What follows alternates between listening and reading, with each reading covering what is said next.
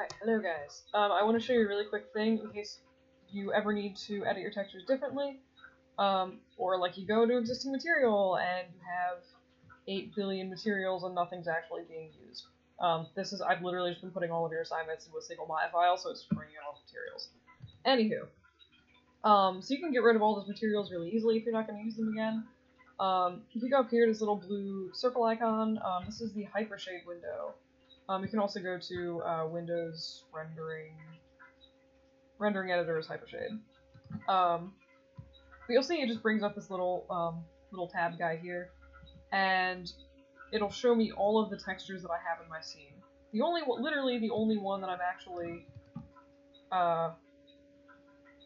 using right now at this point is my UV's checker texture, which is just my preferred UV texture. But like, I don't need all of these guys.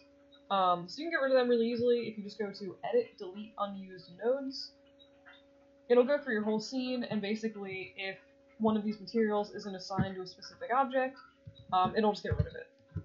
So use care, obviously, when using this, because you can accidentally delete things you don't want, but it is really handy, like, if you do just have extra materials you've been creating and not paying attention to it.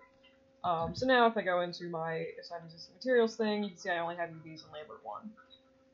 There are these like extra textures, like Lambert 1, Particle, Cloud, and Shader, Glow.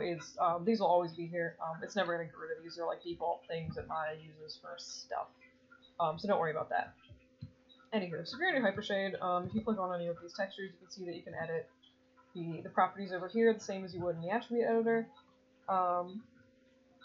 And you can also, this down here is the node editor.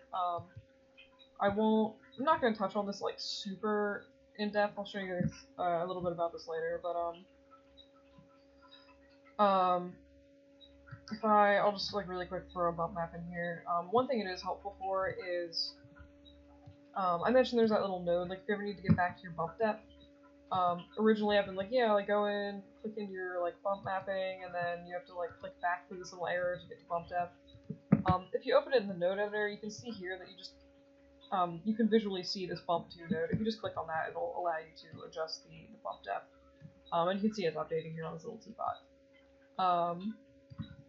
But yeah, so like I said, I'll show you a little bit about this later, but it's helpful. You can plug in a bunch of textures and stuff like that manually through here and do a little bit more complicated stuff that's like kind of awesome. You can also see the textures that you have in here. So in this case, I have like my file node and then this little Maya checker texture that I just created. If you can do the same thing, like if you've been importing files and you're not using them. So I just got rid of the checker bump map on my teapot. So I'll just go right click, go edit, delete unused nodes, and it'll get rid of that checker texture there. And again, this is good. It'll just kind of reduce the size of your Maya scene if you have like a lot of stuff piled up in there. So things to be aware of.